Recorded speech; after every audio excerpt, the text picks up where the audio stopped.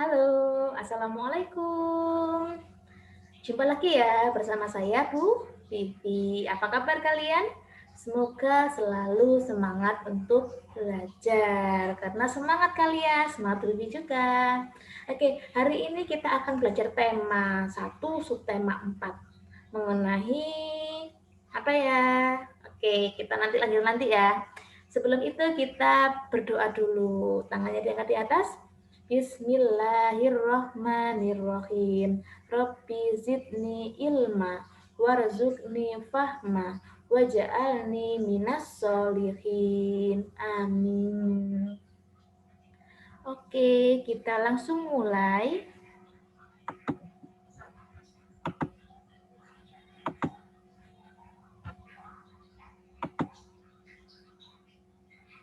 Oke. Mengenai menemukan informasi pertumbuhan dan perkembangan tumbuhan. Oke, perkembangbiakan tumbuhan itu ada dua anak-anak, yaitu secara generatif dan juga vegetatif. Apa itu generatif? Generatif itu secara kawin, penyerbukan putik dan benang sari. Perkawinannya itu ya, pertemuan antara putik dan juga benang sari. Bagaimana cara bertemunya? Bisa terkena angin, ya, bisa terkena hewan, kayak kupu-kupu kan mengambil sari-sarinya, kemudian tergoyang, akhirnya terkena. Nah, mana sih putik itu, ini loh putik itu. Yang di tengah-tengah ini putik, benang sari itu ininya. Nah, putik itu juga disebut sebagai alat kelamin betina. Kalau benang sari itu jantan. Jadi walaupun namanya sari tapi bukan perempuan ya, itu jantan. Jadi nanti kalau tergoyang karena angin ataupun karena hewan, akhirnya benang sari jatuh masuk ke dalam putik. Nanti baru membuat biji.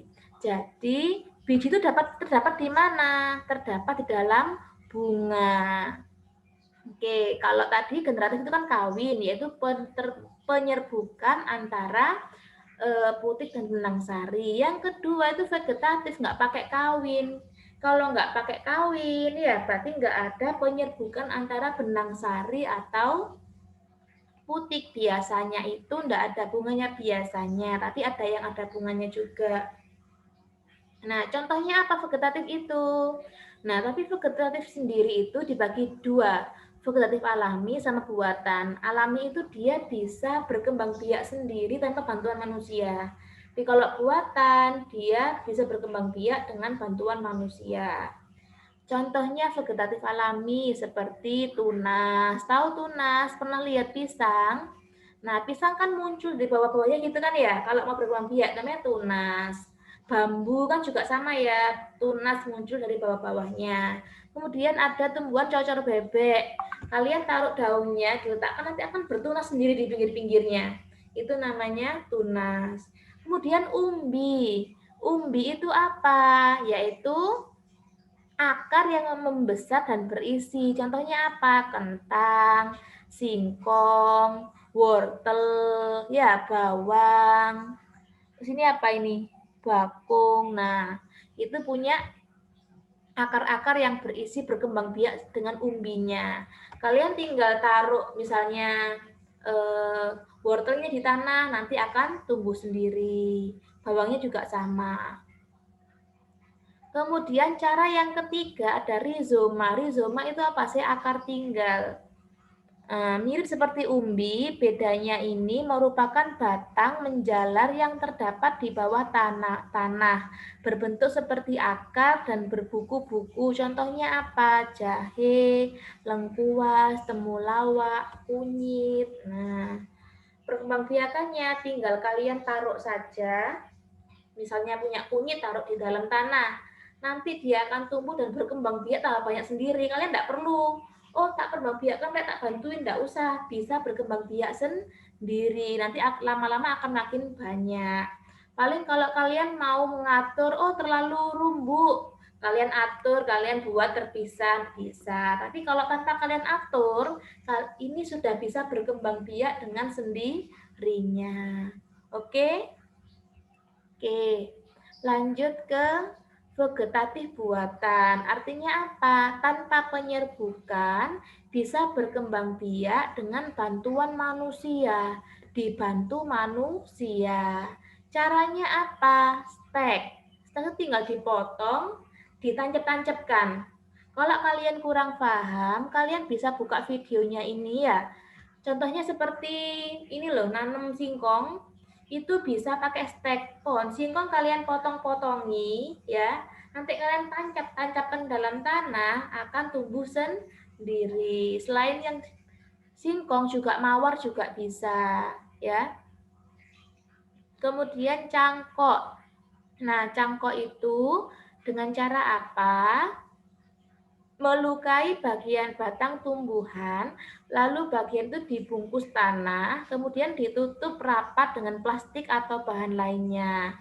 Nah, pada bagian itu nanti akan tumbuh akar. Setelah tumbuh akar, bagian ini bisa dipotong dan ditanam kembali. Itu kalau kalian di sekolah biasanya diajari cara menyangkok, ya. Tapi kekurangannya kalau mencangkok itu akarnya itu serabut, nggak terlalu kuat. Dan tumbuhnya juga, tapinya untuk berbunganya lebih cepat. Karena nggak dimulai dari biji, kayak pohon mangga kalian cangkok, akan lebih cepat berbuah. Tapi akarnya itu serabut, akan cepat tumbang. Makanya kalau pohon mangga biasanya nggak dicangkok, tapi lebih kepada di ini, biasanya diokulasi atau sambung pucuk biasanya. Oke, kalau okulasi itu apa? Okulasi itu dengan cara menempelkan tunas tanaman yang satu ke tunas tanaman lain yang sama jenisnya. Misalnya kalian punya mangga, mau menempelkan misalnya mangga gado sama mana lagi mau kalian gabung, di sini bisa. Kalian kan tahu ya, tunas mau bersemi tuh loh, Rek. Itu kalian potong kotak, kalian tempelkan di pohon batang satunya. Nah, nanti kalau berhasil itu akan tumbuh sendiri. Jadi satu pohon bisa berisi dua macam, bisa pohon mangga jenis gadung sama mangga jenis mana lagi gitu bisa. Ini sambung pucuk. Sambung pucuk berarti dengan cara menggabungkan pucuk. Nah, ini seperti gambar ini. Atau kalau kurang jelas bisa lihat videonya ini. Sambung pucuk juga bagus. Ya, selain kalau kalian ngambil pucuk dari pohon yang sudah tua, akan cepat berbuah, tapi akarnya tetap kokoh karena akarnya bukan dari cangkokan tadi, tapi hasil dari biji. Jadi lebih kuat, tapi nanti hasilnya juga lebih enak karena cepat berbuah. Oke, intinya itu saja ya. Kalau misalnya perkembangbiakan tumbuhan ada generatif sama vegetatif. Generatif itu kawin, penyerbukan, putik dan benang sari. Putik itu perempuan, betina, benang sari walaupun saya tapi jantan, yang laki-lakinya.